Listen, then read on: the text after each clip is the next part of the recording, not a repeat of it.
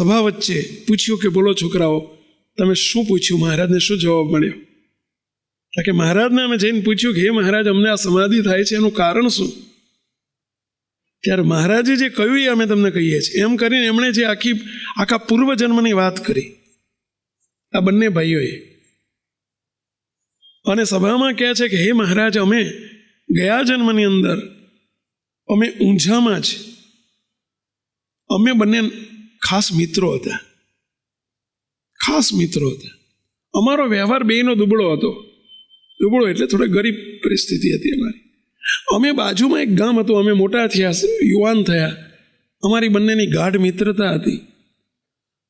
બાજુનું એક ગામ, અને ગામમાં અમે રહેવા ગયા.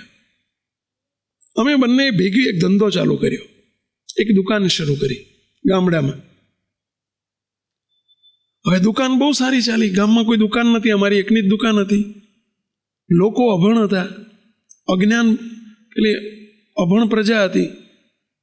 અમે એમનો ગેરલાભ ઉઠાવીને, અભણ પ્રજાનો ગેરલાભ ઉઠાવીને અમે છેતરીને એમના જોડે ખૂબ પૈસા કમાતા હતા. અને પછી અમારી જોડે પૈસા થયા એટલે અમે વ્યાજ વટાવવાનો ધંધો શરૂ કર્યો.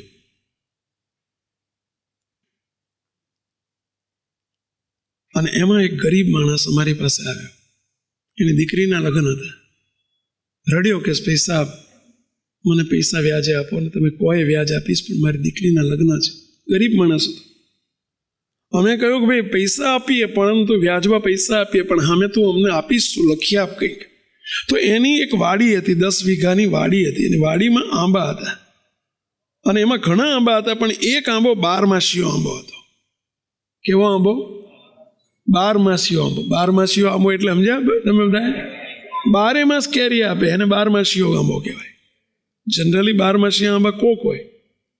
કેરી આપે તો પેલી સિઝનમાં જે 2-4 મહિના જ કેરી આવે, બાકી 12 મહિના કંઈ કેરી ના આવે. પણ આવો એક 12માસીયો આંબો હતો, જેને વેચીને પેલો 12 માસ કેરી વેચે, અને એમાંથી એનું ગુજરાન ચાલતું હતું. એને આખી જમીન વાડી અમને લખી આપી, અને કહ્યું કે હું 12 મહિનામાં પૈસા પાછા આપી દઈશ.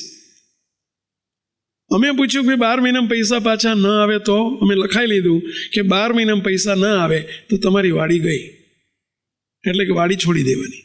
એ વાડીની માલિકી કોની થઈ જાય? આ શેઠિયાઓની. પેલો ગરીબ માણસ બિચારો, એણે ખૂબ 12 મહિના કાળી મજૂરી કરી, પણ વાડી છોડાઈ શક્યો નહીં. 15 દાડા મહિનો બાકી હતો. રાઈન કગરીને કહી ગયો, શેઠ 1 મહિનો મોડું થશે, 15 દાડા મહિનો મોડું થશે, પૈસા અમે તમને કગરીને કહીએ છીએ, 1 મહિનામાં પૈસા આપીને અમે છોડાઈ લઈશું. અત્યારે અમે પૈસા ભેગા કરવામાં અસમર્થ છીએ, થોડાક પૈસા બાકી રહી ગયા છે, મહિનામાં અમે પૈસા આપી જઈશું. બાકીના 75-80% પૈસા આપી દીધા 12 મહિનામાં, પણ થોડાક બાકી રહી ગયા. મહિનામાં પૈસા પાછા લઈને આપવા જાય છે. પેલા બેન કગરીને કહ્યું કે લ્યો પૈસા વ્યાજ લઈ લો, મહિનાનું 1.5 લઈ લો, પણ અમારી વાડી પાછી આપો, અમારે આની ઉપર ગુજરાન ચાલે છે. પેલા 2 જણા, 2 ભાઈઓ, 2 ભાઈબંધ સેટ થઈ ગયેલા. એમણે કેરી હારી ફાવી ગયેલી. 12 મહિના કેરી ખાવા મળે. એમણે કહી દીધું કે વાડી નહીં મળે, તે શરતનો ભંગ કર્યો છે, માટે વાડી હવે અમારી છે, તને નહીં મળે, થાય કરી લે. બોલ્યો, આખું ઘર રોયું, કકડ્યું. બિચારા કેટલા બધા દુઃખી થઈ ગયા કે અમારી આજીવિકાનો સવાલ છે, પૈસા બહુ કગર્યા, પણ અમે વાડી પાછી ન આપી. બોલ્યાની હાય લાગી, એ પરિવારની હાય લાગી. હાય એટલે સમજ્યા? નિરાશા, હતાશા. એના નિયાકા કેમ શું કે નિસાસા, નેહાકા. હા ભાઈ સાહેબ, આવું બોલવું કંઈક વચ્ચે મને થોડો ખ્યાલ આવે, કારણ કે નહીં તો બધા સમજે નહીં અમારી ભાષામાં. નેહાકા લાગ્યા. શું લાગ્યું? બોલો છો બધાએ? નેહાકા.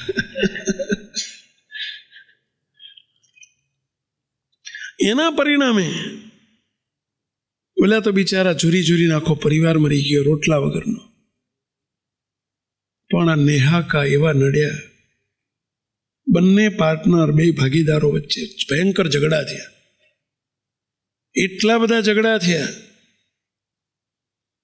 અને એમાં આંબા માટે ઓલ્યો કે આંબો મારો છે, ને ઓલ્યો કે આંબો મારે લેવો છે, ઓલ્યો કે આંબો મારે લેવો છે, ને ઓલ્યો કે વાડી મારે લેવી છે, ઓલી કે એમ 2માં ઝઘડા થયા.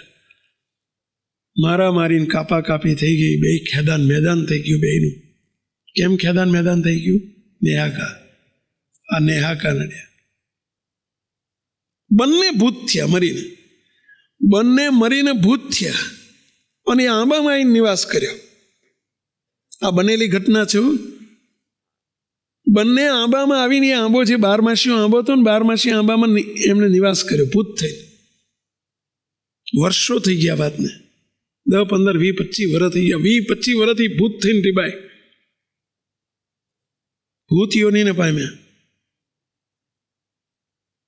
એમાં એક દિવસ સંતો, સ્વામિનારાયણ ભગવાનના સંતો ત્યાંથી પસાર થતા હતા. બપોરનો સમય હતો અને ત્યાં એમણે વિશ્રામ કરવા માટે રોકાયા. પેલા આંબા નીચે વિશ્રામ કર્યો. છાંયો હતો, છાયા નીચે થોડી વાર બેસી અને જમવાનું હતું. રસોઈ બનાવવા માટે ચૂલો પ્રગટાયો, ચૂલો સળગાયો. પેલા ઈંટો 2-4 મૂકીને ચૂલો હળગાયો. ત્યાં ખીચડી બીચડી સંતોએ હાંડલી લઈને અંદર ખીચડી, અંદર ઓરી કહેવાય ને પેલા ખીચડી અંદર બનાવવા માટે ખીચડી.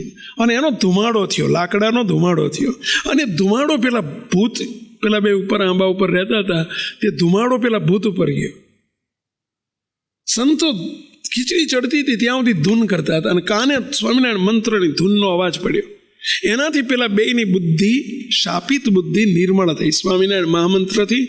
અને આ ધુમાડાથી એમની બુદ્ધિ, શાપિત બુદ્ધિ નિર્મળ થઈ. એમને પસ્તાવો થયો. આઈને બંને ભૂત સામે આવીને સંતોની સામે આવીને ઉભા રહ્યા અને પ્રાર્થના કરી, ભાઈ સાહેબ, અમે અસદગતિને પામ્યા છીએ, અમે ભૂત યોનીને પામ્યા છીએ, અમારો મોક્ષ કરો, અમે રીબાઈએ છીએ. સંતોએ ત્યાં ધૂન કરી, ખૂબ ધૂન કરી અને આશીર્વાદ આપ્યા, જાઓ તમે સત્સંગીના ઘેર જન્મ ધરશો અને પછી તમારો મોક્ષ થશે. એટલે અમે બંને એ પ્રતાપે જોડિયા ભાઈ તરીકે, ટ્વિન્સ તરીકે અમે આ ગંગારામ મોદીના ઘેર, સત્સંગીના ઘેર અમારો જન્મ થયો છે. અમને જે સંતોએ આશીર્વાદ આપ્યા હતા અને એ ધૂનથી અમારું આ થયું હતું ને, એટલે અત્યારે જ્યારે ધૂન થાય ને અમે ધૂન સાંભળીએ ને ત્યારે અમને સમાધિ થઈ જાય છે. મુક તો કહેવું છે શું? આમાં તાત્પર્ય શું સમજ્યા પેલા? આ પ્રસંગમાં તાત્પર્ય શું? કોણ કહેશો? આંગળી ઊંચી કરો છો. ચલો આંગળી ઊંચી કરો. શું આમાં તાત્પર્ય શું? એટલે ભાઈઓ તમે કિશોર બોલો ને, તમે આમાં ક્યાં આમાં વેદ ભણવાના હતા ભાઈ? આમાં તો સમજાય એવી વાત છે. દ્રષ્ટાંત નામ જોયું, દ્રષ્ટાંત ના સમજાયું. મને એમ થાય કે મારે સમજાવતા ના આવડ્યું, મને એવું થાય. શું હેતુ શું આમાં? ચાલો આમાં શું કહેવા માંગે છે? કેમ આવું થયું કહો છો? બોલો. યાનસુ મહારાજ જે બોલે છે જેટલા આંગળી ઊંચી કરે, પેલા વાયા વાળા કોઈ આંગળી ઊંચી નથી કરતા. માઈક આપી દો. એટલે કરો ને, એમાં શું તમે ગભરાવો છો? પેલા ભાઈ બોલો. યાનસુ બોલો. હા તું બોલ પેલા ભાઈ. આપી દો. હા બોલો પેલા. બરાબર. ચલો બીજું સાચું છે. જો જવાબ કેવો સાચો સરસ આવે. બાજુમાં આપો. તું બોલ મહારાજ આપો. હા તું સફેદ શર્ટ. હા બોલ. હા ઉભો થઈ જાય. પાર્થ મહારાજ ઉભા થાવ.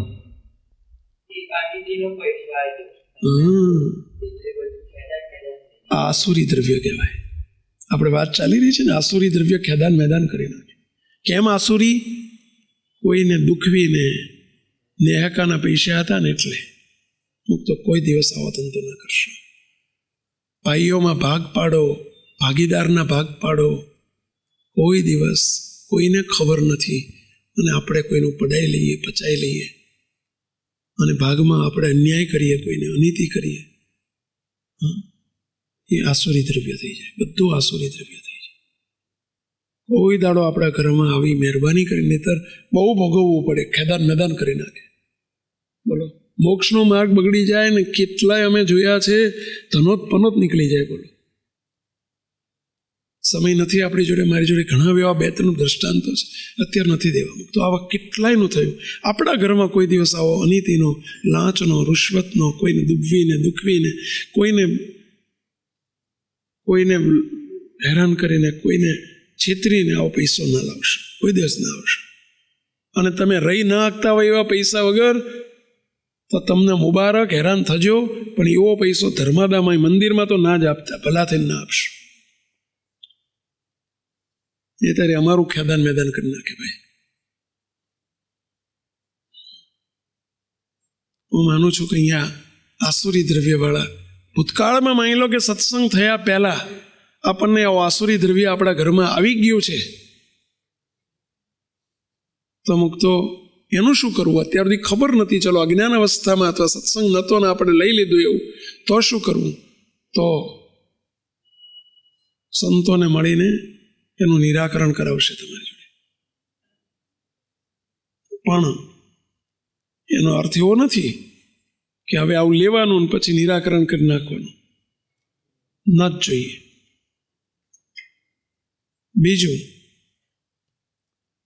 હવે આ થયું આસુરી દ્રવ્ય, બીજું અશુદ્ધ દ્રવ્ય. અશુદ્ધ દ્રવ્ય એટલે શું કહો મહારાજ?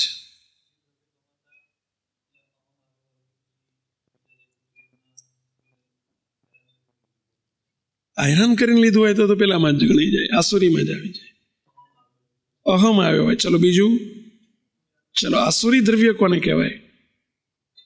કોણ કહેશો? ચલો બોલો મહારાજ.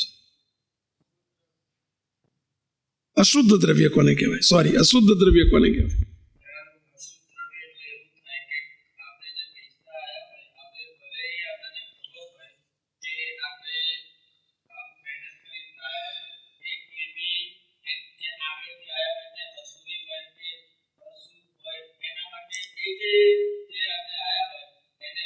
Very good. જો સમજાવો જરા, ધ્યાનથી સાંભળો પહેલા.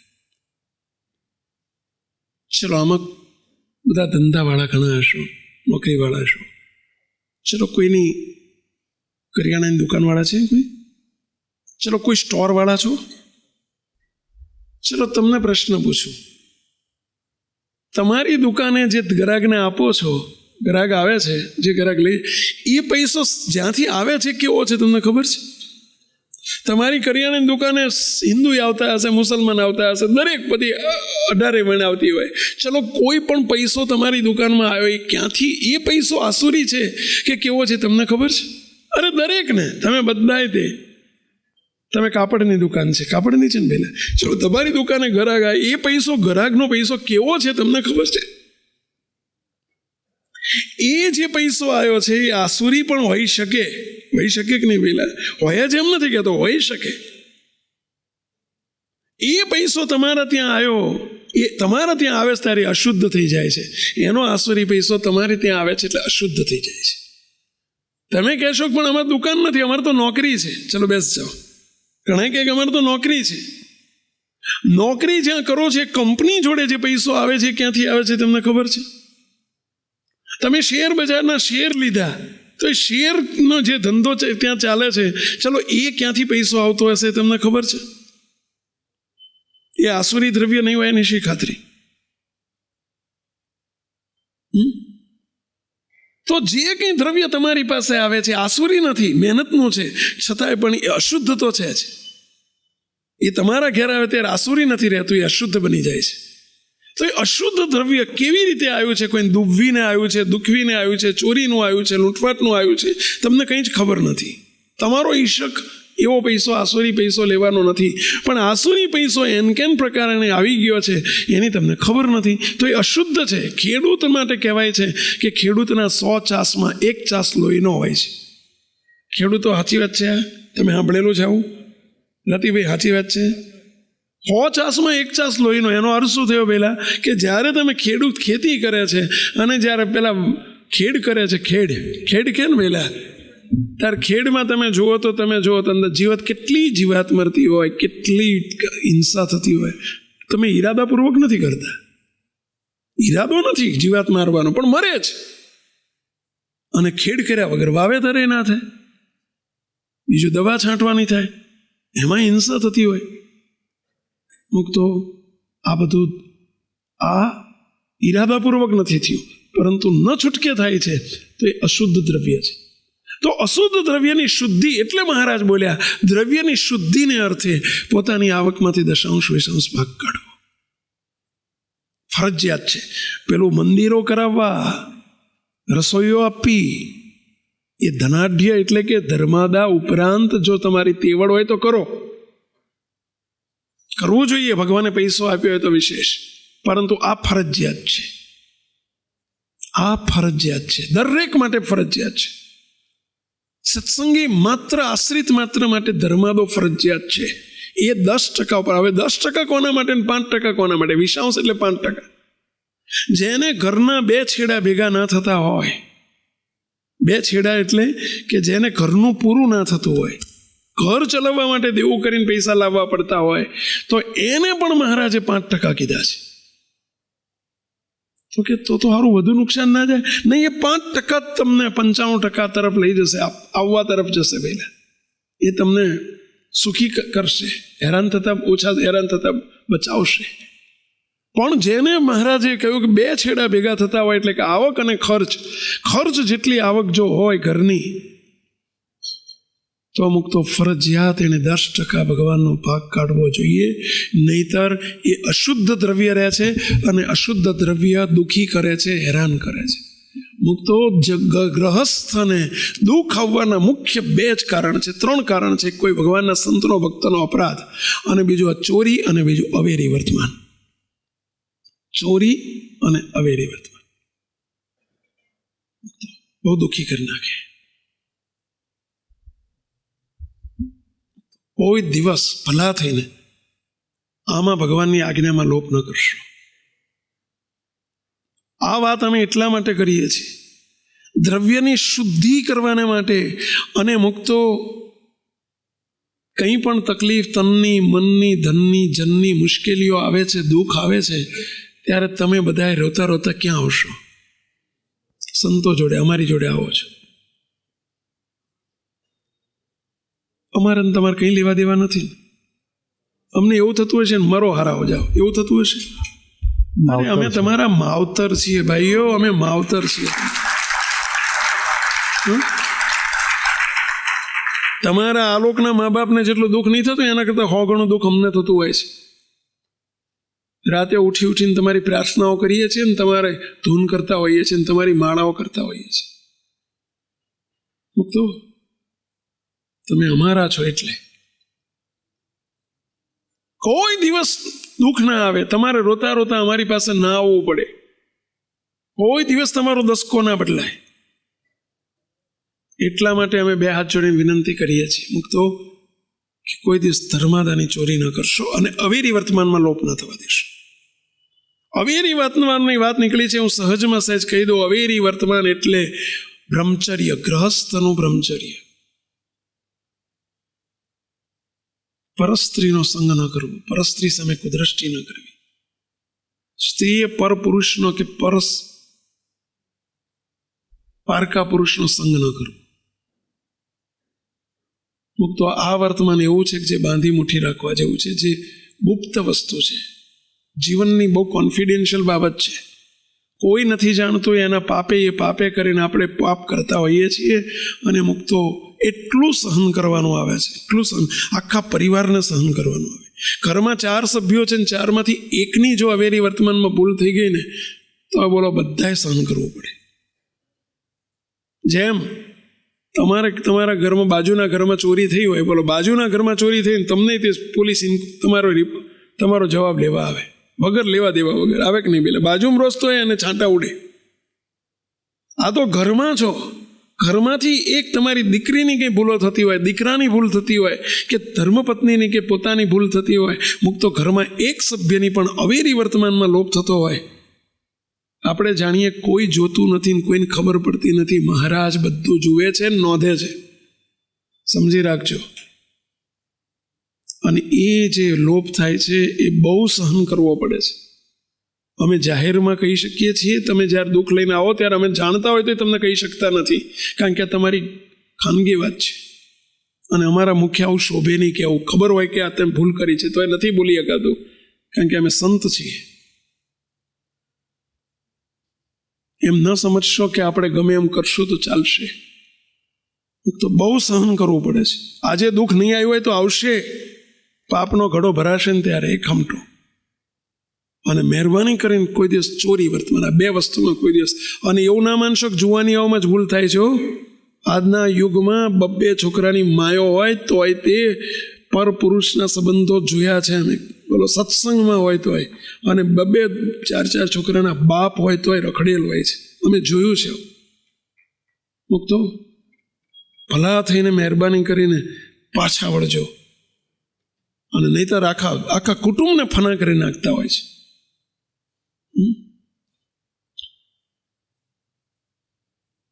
અને છોકરાઓ તમે બધા કોલેજમાં ભણતા હોય, સ્કૂલમાં ભણતા હોય, મહેરબાની કરીને વિજાતિ મિત્ર ના કરશો. આ ફેસબુકના વોટ્સઅપને મારી નાખે છે બધા.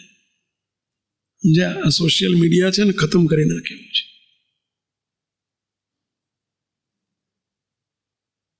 અને સહન કરવું જ પડશે એનું.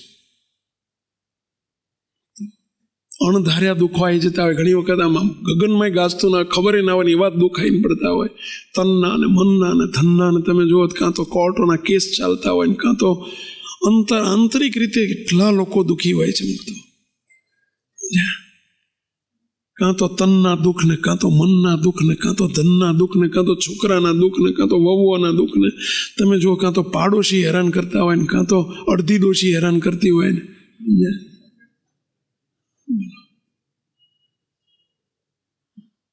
ગ્રસ્ત તમે કહો.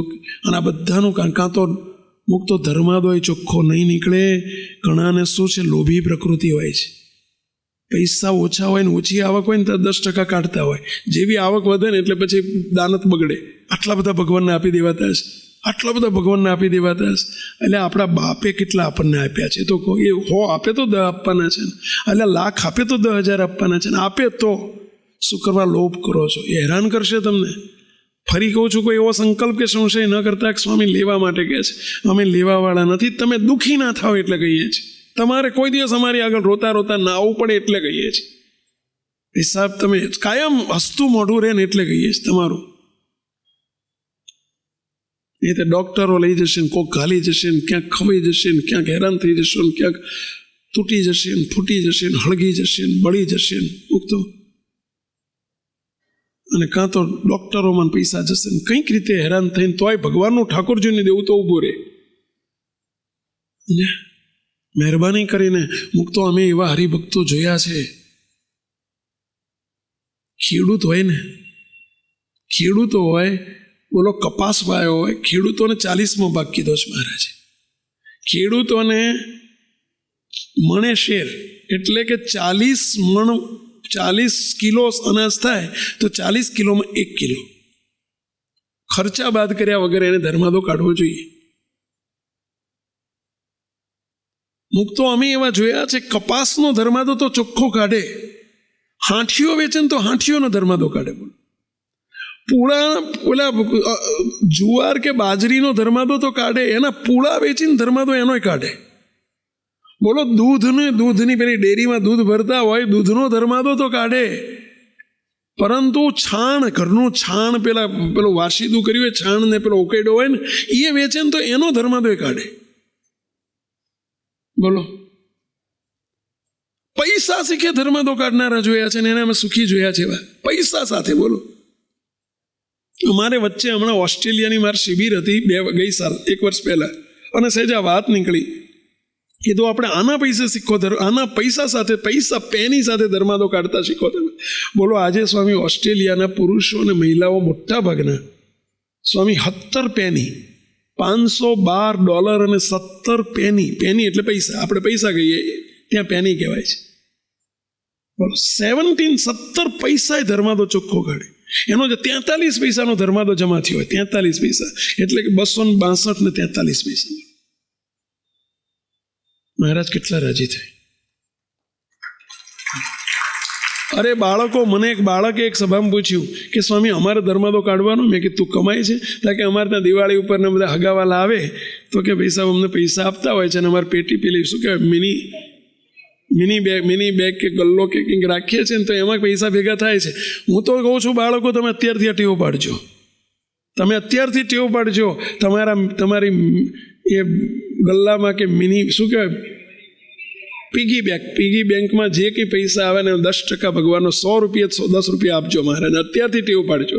તમારા 10 રૂપિયા માટે નથી કહેતો, તમને અત્યારથી આદત પડે ને તમને મહારાજ અત્યારથી આ ટેવ પડે એટલા માટે કહું છું. બોલો, કેટલાય બાળકો કાઢે છે આવો ધર્માદો, કેટલાય બાળકો ચોખ્ખો આવો ધર્માદો કાઢે છે. બોલો, અરે અમેરિકામાં ને ઇંગ્લેન્ડમાં ને કેનેડાની અંદર મુક્તો સરકાર બાળક જન્મે ને, બાળક ઘરમાં જન્મે ને એટલે એને બાળકના પોષણ માટે દર મહિને 400, $450, $450, $500 સરકાર આપે છે. બાળક જન્મે એટલે એને અમુક 4 વર્ષ કે 5 વર્ષનું બાળક થાય ને ત્યાં સુધી દર મહિને $400-500 બાળકના નામે જમા થઈ જાય એના બાપના મમ્મીના ખાતામાં. બોલો, એમાંથી ચોખ્ખો ધર્માદો કાઢે મા બાપ. $450 આવે ને તો $45 ચોખ્ખો ધર્માદો કાઢે. મુક્તો પેન્શન આવતું હોય તો એનો ચોખ્ખો ધર્માદો 10% કાઢવો જોઈએ.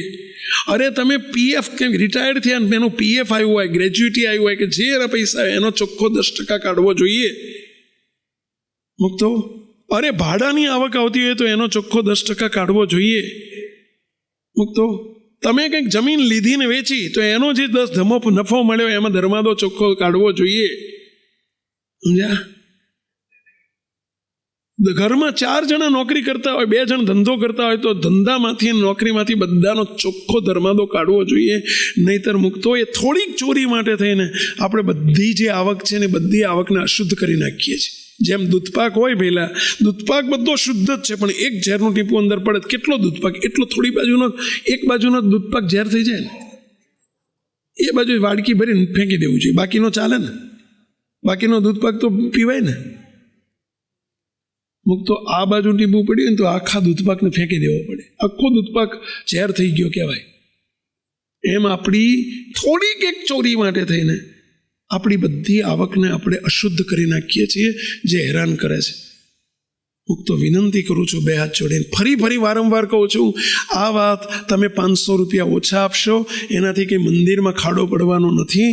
તમે $500 વધુ આપશો એનાથી મંદિરમાં ટેકરો થવાનો નથી. હું આ મંદિરની સેવા માટે નથી કહેતો. અમે તમારા માવતર છીએ અને તમે અમારા દીકરાઓ છો. તમને કોઈ દાડો દુઃખી અમે જોઈ નથી શકતા, એટલા માટે આ કહું છું. મુક્તો એટલા માટે કહું છું. મહેરબાની કરીને આમાં લોભ ન કરશો, મહેરબાની કરીને ન કરશો. નહીતર પાછળની પ્રજા તમારી નાલાયક પાકશે, હેરાન થવું પડશે. કોઈ પણ રીતે એ પૈસો તમને હેરાન કરશે. આવા મેં કંઈક જોયા છે. અમેરિકામાં આપણો એક છોકરાનું દ્રષ્ટાંત કાયમ આપું છું. બોલો, અમેરિકામાં એક ચાર્ટર્ડ એકાઉન્ટ થયેલો આપણો ઘરનો દીકરો, CPA, ત્યાં અમેરિકામાં CPA કહે છે, અહીંયા CA કહેવાય, આપણે ત્યાં અમેરિકા CPA કહેવાય છે. બોલો, ઘરનો દીકરો, 2003ની બનેલી ઘટના કહું છું. બોલો, 2003માં ગુરુદેવ બાપજી ત્યાં પધારેલા, પ્રતિષ્ઠા હતી આપણી જર્સી સિટી મંદિરની. એ છોકરો એ વર્ષે જ CPA થયો, આખો ઘરનો જ દીકરો. એના મા બાપ બધા આપણા વર્ષોથી ઘરના. અને એણે બાપજી આગળ આવીને વાત કરી, બાપજી હું પાસ થઈ ગયો છું, CPA થઈ ગયો. બાપજી કે CPA એટલે શું? મેં કે બાપજી CA, ચાર્ટર્ડ એકાઉન્ટ. બાપજી કે એમ, એટલું ભણ્યો? બહુ સારું, લ્યો, જો તું કમાઈને તો ધર્માદો ચોખ્ખો કાઢજો. બાપજી તરત ચોખ્ખો કહ્યો. એના બાપા જોડે બેઠેલા, એના પપ્પા જોડે બેઠેલા. એના પપ્પા તરત બોલ્યા, બાપજી હજુ યાર 5 વખત કહો, સ્વામી તમે 5 વખત કહો, આ લોભીઓ છે, નહીં કાઢે. એના પપ્પાએ આવું કીધું. એટલે બાપજી કે હા ભાઈ, જો તારો બાપ શું કહે છે. મેં કહ્યું જો કાઢજે ચોખ્ખો. બાપજી કે જો નહીં તો દુઃખ આવશે તને, નહીં કાઢતો, ચોખ્ખો ધર્માદો કાઢજે. હવે એનો પગાર શરૂઆતથી જ સારું ભણેલો હોશિયાર છોકરો, એનો એટલો બધો સારો પગાર, પહેલા મહિનાથી જ સરસ એને નોકરી મળી ગઈ. એનો પગાર વધતો ગયો. 5-7 વર્ષ એણે નોકરી કરી અને પછી એણે પોતાનો બિઝનેસ ચાલુ કર્યો. રિયલ એસ્ટેટનો એનો બિઝનેસ હાથમાં આવી ગયો. રિયલ એસ્ટેટ એટલે સમજ્યા પેલા? મકાનો બનાવવાનું નહીં, એને પ્રોપર્ટીમાં બહુ જ એની નજર પહોંચતી. તૈયાર પ્રોપર્ટીઓ લઈ લેવાની, 2-4-6 મહિના 12 મહિના રાખીને પછી એને વેચી દે. સસ્તા મળતી હોય, બેંક કરપ્ટ થતી હોય, કોઈ બેંક કરપ્ટ એટલે સમજ્યા પેલા બેંકમાં કોઈની પૈસા ભરી ના ક્યાં હોય અને પ્રોપર્ટી હરાજી થતી હોય, એ હરાજીમાં ઓક્શનમાં લઈ લે અને એટલે સસ્તી મળી જાય અને એને 6-12 મહિના પછી રિપેર કરાવીને વ્યવસ્થિત કરીને વેચે છે, 1.5 પૈસા આવે. આવો એને હાથમાં બહુ સારો ધંધો આવી ગયો. CA થયેલો છોકરો એટલું બધું કમાય, એટલું બધું. જ્યારે બાપજી 3 વખત મને યાદ છે, ત્યાર પછી બાપજી દર વખતે જ્યારે જાય ને ત્યારે પૂછે, એટલે એ ધર્માદો કાઢે છે કે નહીં? એટલે એ હસી કાઢે, એ જવાબ ના આપે. બાપજી મને એક દાડ કે તું તપાસ તો કર્યા, ધર્માદો કાઢે છે કે નહીં, તારા પૂછતો ખરો. મેં એક દાડ તપાસ કરી, એટલે મેં કીધું તું ખરેખર ધર્માદો કાઢે છે? ભાઈ બાપજી તને આટલું કહે છે, સંતો કહે છે કે સ્વામી દર વર્ષે કે $1,000-1,500 આપું છું. કે વર્ષે 1,000-1,500 કે હું ધોતિયાના બીજું ત્રીજું કે હું સ્વામી લખાઈ દઉં છું, $1,000-1,500 ધર્માદો નીકળે જ મારો. એટલે આ મુવા વર્ષે 1,000-1,500 તું કેટલું કમાય છે ધર્માદો કાઢતા, પણ લોભી પ્રકૃતિ ના જ કાઢ્યો.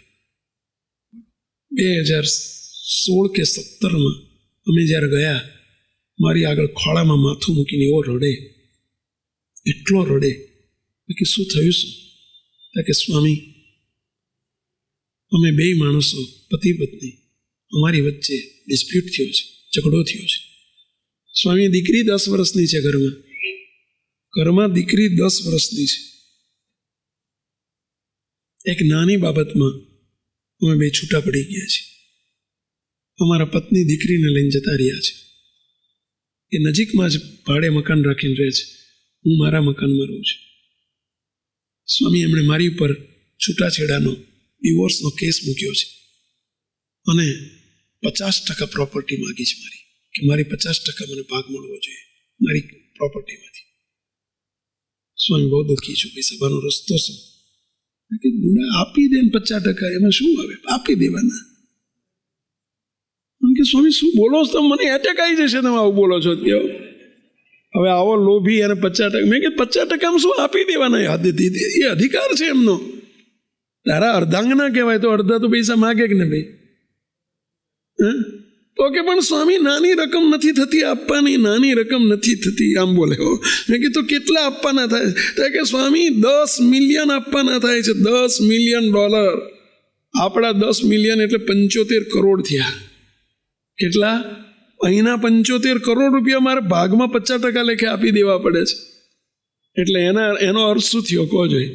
એ ભાઈ બોલી ગયા. એનો અર્થ શું થયો કે 150 કરોડ કમાયા છે ને ભેગા કર્યા છે, ત્યારે ઓલી માગે ને 50%. મેં કીધું આપી દેવાના બુડા. ત્યાં 10% આપ્યા નથી. આ એનો પ્રતાપ છે. મૂરખ બાપજીએ તને 10 વખત ટોક્યો હતો ને અમે 50 વખત ટોક્યો હતો તને, કે તને તકલીફ આવશે, મુશ્કેલી આવશે. આવીને જો હવે લે બા લે, ચાલ કોર્ટમાં આંટા માર ને 50% આપ. આ ના આવે એટલે અમે તને કહેતા હતા હમજ મૂંડા. તો કે હવે શું થાય? હવે તમે કહો એમ કરું પૈસા, પણ મને આમાં છોડાવો, દુઃખમાં છોડાવો પૈસા. મેં કીધું તારે ખરેખર એમની સાથે બનાડવું છે કે છૂટાછેડા લેવા છે?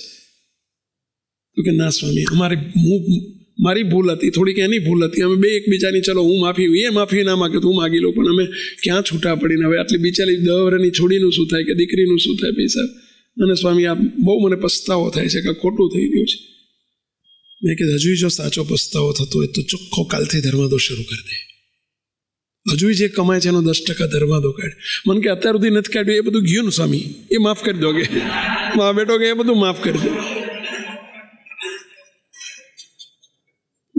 મેં કીધું એમાં ટોકન તું કાઢી નાખ, ટોકન. ચાલ આપણું સ્પિરિચ્યુઅલ સેન્ટરની જગ્યા આપણી વખતે વાત ચાલતી હતી લેવાની 17ની સાલમાં, અને મેં કીધું આપણું સ્પિરિચ્યુઅલ સેન્ટર થાય છે, એમાં તું ભૂમિદાનમાં થોડી સેવા કરી નાખ. તું જૂનો ધર્માદો બાકી છે ને એમાં ટોકન કરી નાખ, બસ 10%ની ટોકન. મને કે સ્વામી કેટલા કરું? મેં કે ટોકન કેટલા આપીશ? મને કે સ્વામી $2100 લખી લો. કે વાહ બેટા, ઓલીને 10 મિલિયન આપવાના થાય છે. બોલો 10 મિલિયન એટલે સમજ્યા કેટલા થાય? $1 કરોડ. એવું થાય ને પેલા $1 કરોડ ગુણ્યા 75. બોલો $1 કરોડ એના આપવા પડશે. એના એટલે તું 2100 ઠાકોરજી સમજાવી દેવા છે મોટા. કે સ્વામી તમે કહો, મને પોહાય એવું કહેજો, કે મને પોહાય એવું કહેજો. બોલો મેં કીધું એક કામ કર્યું, તું $1 લાખ સેવા કરતા. કે ના ના ના ના સ્વામી 1 લાખ મરી જાઉં, કે બીજા મરી જાઉં. એટલે મરી છે. બોલો 25,000 મેં માંડ કરાયા, 25,000 કર્યા એણે. $25,000 એ ટોકનમાં જે બાકી હતો એમાં કર્યા, અને બાકીનો ધર્માદો શરૂ કરાયો. મૂકતો હમણાં 2020માં એનો ફોન આવ્યો એક દિવસ. કોરોનામાં અમે જઈ નતા શક્યા ગઈ સાલ, પણ એનો ફોન આવ્યો, સ્વામી અમારા બે વચ્ચે સમાધાન થઈ ગયું છે, અમે ભેગા આવી ગયા છે. મેં કીધું હવે ધર્માદો બંધ ના કરતો મૂર્ખ, હવે ધર્માદો બંધ ના કરતો, બસ તારું કામ પતી ગયું. એટલે મૂકતો મહેરબાની કરીને તમને હું વિનંતી કરું છું કે કોઈ દિવસ 5 પૈસાની ચોરી ન કરશો. 5 પૈસા વધુ નીકળે તો કાઢજો, પણ ચોરી ના કરશો. મહારાજ તો રાજી થશે, અને તો મૂકતો તમને કોઈ તકલીફ નહીં આવે, કોઈ દિવસ તકલીફ નહીં આવે. અવેરી વર્તમાન 2માં સાવધાન રહેજો, નહીતર તકલીફ આવશે આવશે આવશે. કે મહેરબાની કરીને આમાં લોભ ના રાખશો, હું વિનંતી કરું છું. તમને દુઃખ ના આવે એટલે જ વિનંતી કરું છું, પૈસા લેવા માટે નથી કહેતો. ફરી કહું છું મૂકતો, અમારે શું કરવા છે? તમારી દ્રવ્યની શુદ્ધિને અર્થે મહારાજ એવું બોલ્યા, તો શુદ્ધ દ્રવ્ય થશે.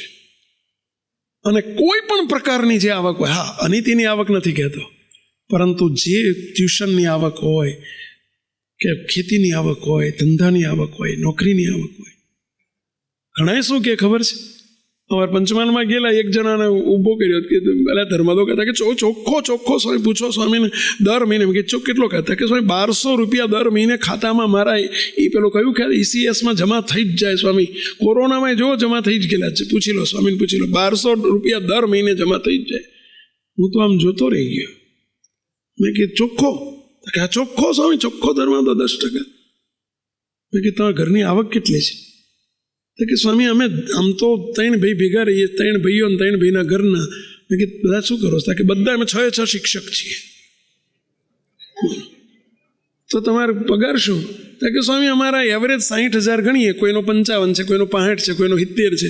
અમારા 6 જણનો 60,000 ગણીએ તો 3.5 લાખ રૂપિયા તો અમારા પગારની આવક થાય. પછી બીજું કંઈ કરો છો? તો કે આ સ્વામી એક નાનો સાઈડમાં બિઝનેસ ચાલુ કર્યો છે, મહિને એમાંય 1.5 લાખ મળે છે. તો મહિને 5 લાખના 1200 ધર્માદો થાય. આ કેવું ગણિત આવ્યું તમારું? 5 લાખનો ખરેખર તો 50,000 થાય, તમે 1200 કહો છો, પણ ચોખ્ખો 10% કાઢું છે. આવું કેવી રીતે? ત્યાં કે સ્વામી સાંભળો તમે સાંભળો સ્વામી, હું તમને ગણાવું. મેં કે ગણાવો લ્યો હેડો.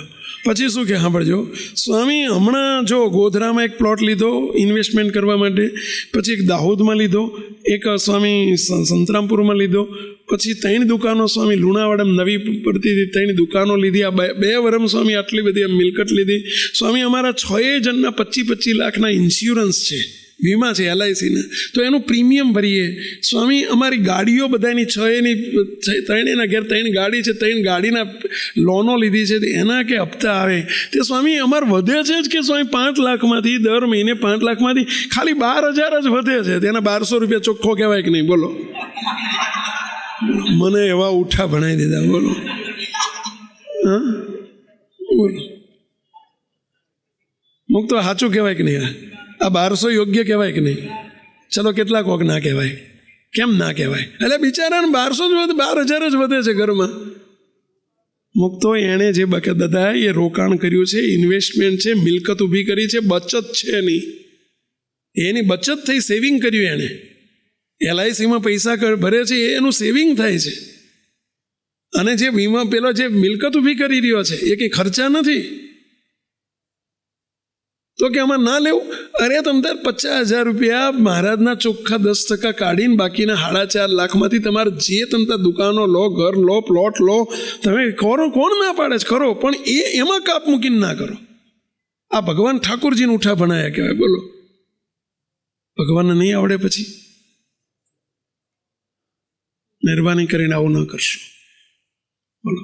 એક ભાઈને મેં વાત કરી, મને કે સ્વામી ચોખ્ખો ધર્મ હતો કે સ્વામી તમે મને જે દી આવ્યા ને સ્વામી 2015માં મારી દુકાને આવ્યા હતા, મારા ઘેર આવ્યા હતા સ્વામી, તમે મને 1000નું કીધું હતું સ્વામી, ત્યારનો 1000 ચાલુ જ છે. પૂછો સ્વામીને, ત્યારનો 1000 ચાલુ જ. મેં કીધું ભૂંડા એ વખતે તારી આવક 10,000ની હશે, મેં તને 1000નું કીધું હશે. અત્યારે કેટલી આવક છે? તો કે સ્વામી આવક તો વધી. મેં કીધું અત્યારે કેટલી હશે? તો કે સ્વામી લાખ તો કર. એટલે આ ભૂંડા તે દી 1000 ને આજે 1000. મુક્તો આ મહારાજની આજ્ઞા છે, એને લોકો નહીં કોઈ દિવસ.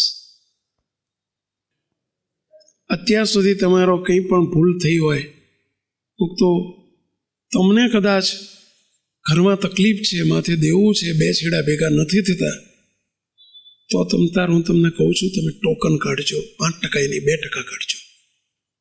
જો તકલીફ હોય તમને ઘરના ખર્ચ પૂરા નથી થતા. મુક્તો અમારે એક સુરેન્દ્રનગર સેન્ટરમાં અમે ગયેલા હમણાં. સુરેન્દ્રનગરની અંદર અમારે આવી વાત ચાલતી હતી અને એક હરિભગત ઊભા થયા, સ્વભાવ છે, ઊભા થઈને રડવા માંડ્યા, ધ્રુસકે રડવા માંડ્યા. લગભગ 40-45 વર્ષની ઉંમર હતી. મેં કે દયાળુ રડો જ કેમ? મને કે સ્વામી રોઈ લેવા દો. બોલો સભા વચ્ચે આમ ધીધિયાઈને મૂકી દીધી. ધીધિયાઈને એટલે સમજ્યા ને, આમ ધ્રુસકે પોક મૂકી. મેં કે થયું શું? મને કે સ્વામી 2 મિનિટ રોઈ લેવા દો. એટલે આપણે આટલા બધાનો ટાઈમ પકડે તું છે, રોવા કરે, અહીંયા રોવાનો સમય છે.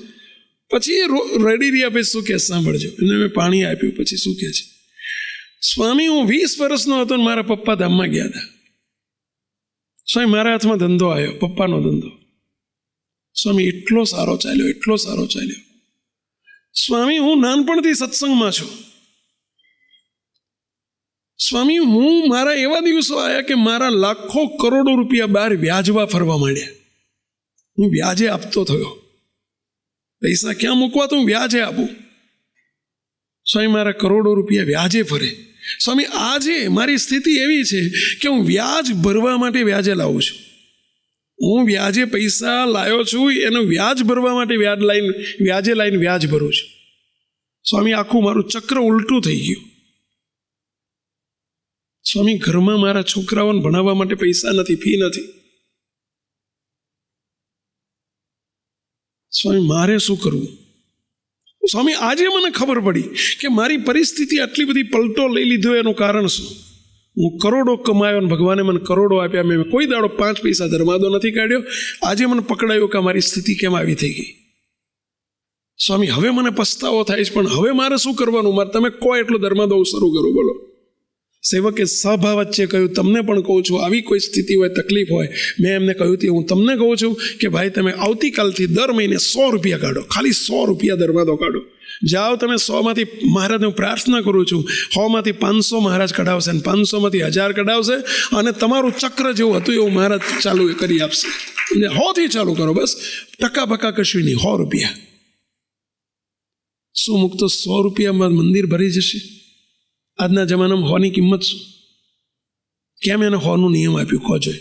એનો દાડો સુધારવો છે મારે. એટલે મુક્તો જેને આવી તકલીફ હોય એમને હું બધાની હાજરીમાં કહું છું, તમે તાર 100 રૂપિયા 200 રૂપિયા જ ધર્માદો કાઢજો, ટકા ના કાઢશો. બસ જો ઘરમાં રોટલાને પૂરું ના થતું હોય તો 100-200 રૂપિયા કાઢજો. પણ જો ખરેખર આપણને મહારાજે 2 છેડા ભેગા થતા હોય અને માથે દેવું ના હોય, રોટલા ભેગા પૂરા થઈ જતા હોય અને એટલી આવક હોય તો 10%માં જ 1 પૈસો ઓછો ના કાઢશો. 2 હાથ જોડે વિનંતી કરું છું.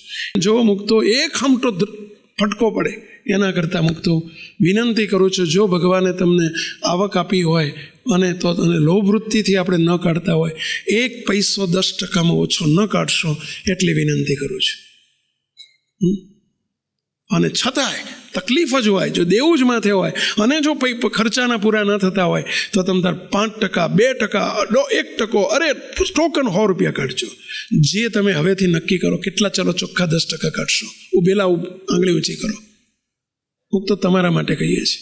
આપને 2 હાથ જોડી વિનંતી કરું છું કે હવે જો ખરેખર આવક હોય તો 10% કાઢજો, ઓછી આવક હોય તો 5% કાઢજો, અરે 100, 200, 500 કાઢજો, પણ શરૂ કરો. તમે આટલી વિનંતી છે, શરૂ કરજો. જો તમને નુકસાન આવે ધર્માદો કાઢતા, અને 10% જો તમને એક સામાન્ય દ્રષ્ટાંત આપું કે તમારા ઘેર નોકરી કરનારો મેનેજર હોય ને એને તમે 25,000 પગાર આપતા હોય, 50,000 પગાર આપતા હોય અને તમે બોલાવીને એટલું કહી દો કે આવતીકાલથી તારો 10% ભાગ ધંધામાં.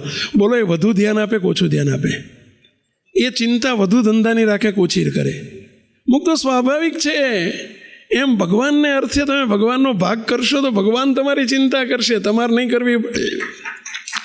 જોઈ તો જુઓ, તમે 1 વર્ષ જોઈ જુઓ. 1 વર્ષ તમને 1 વર્ષમાં એમ લાગે કંઈ વળતું નથી આપણું અને આગળ સારા વાના નથી થયા, તમે તાર 1 વર્ષે ધર્માદો બંધ કરી દેજો. બસ જાઓ. 10% ભરો તો અતિ ઉત્તમ મહારાજનો રાજ. જો શક્યતા હોય તો, તમારી તકલીફ હોય તો 5%, 2%, ટોકન 200-500થી શરૂ કરો. 200-500થી શરૂ કરો. જુઓ તમે એક વખત, તમને નુકસાન જાય એવું લાગે તો 1 વર્ષ માટે હું કહું છું કાઢજો. બસ 1 વર્ષે તમે બંધ કરી દેજો. મુક્તો શું વાત કરું, કંઈક મેં એવા જોયા છે કે જે તમે જુઓ ને 100, 200, 500થી શરૂ થયું હોય, 200-500થી. બોલો, આજે 5-5 લાખ 2-2 લાખ ધર્માદો કાઢતા હોય, 200-500થી શરૂ થયું. આજે ક્યાં પહોંચી ગયા હોય? મહારાજે એવા એક નહીં, હજારો અમે જોયા છે. એટલે કે તમને કહું છું, આટલું ચેલેન્જથી કહીએ છીએ. મુક્તો અને કિશોરો, તમને હું વિનંતી કરું છું, કિશોરો અત્યારે તમે ભણતા હોય, તમે અત્યારથી આ જીવમાં બ્લડમાં રાખજો. ભણી રહ્યા પછી જ્યારથી તમારી આવક શરૂ થાય ત્યારથી આ મહારાજની આજ્ઞા પાળજો. મહારાજ તમને કોઈ દિવસ તકલીફ નહીં આવવા દે. અત્યારથી આ સંકલ્પ રાખજો. પહેલા આ વિડીયો જો આપને પસંદ આવ્યો હોય તો તેને લાઈક કરો અને શેર કરો.